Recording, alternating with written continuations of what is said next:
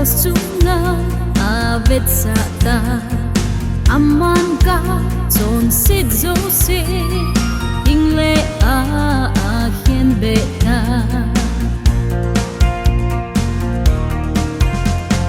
lên Giêsu ai ngay lút na prosunga avet sata aman ka son sit zo se ingle a hien be na Kakipa o kalempa ibang lo manay nailudhi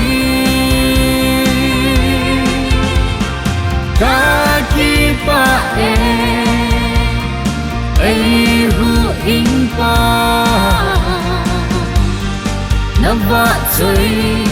singtane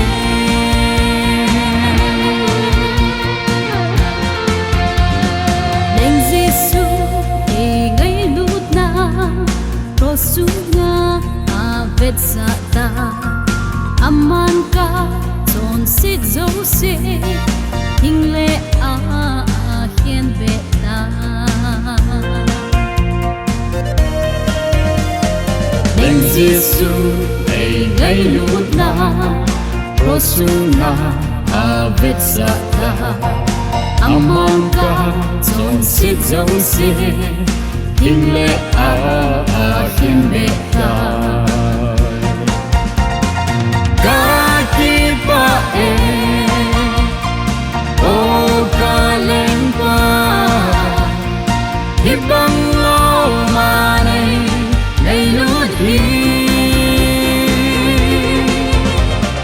Kakipa ay huing pa Nava choy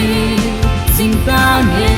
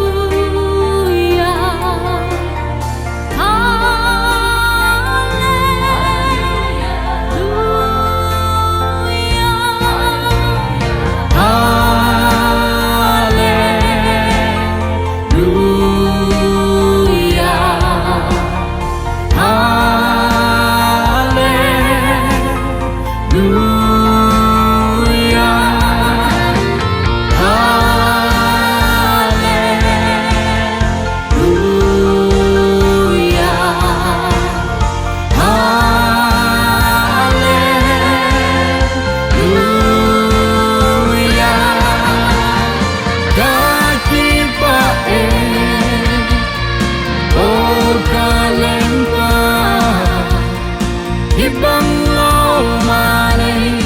nailudhi Kakipa ay huing pa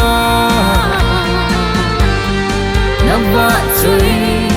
singtane Kakipa o kalempa ibang lo manay nailudhi Kakipa ay huing pa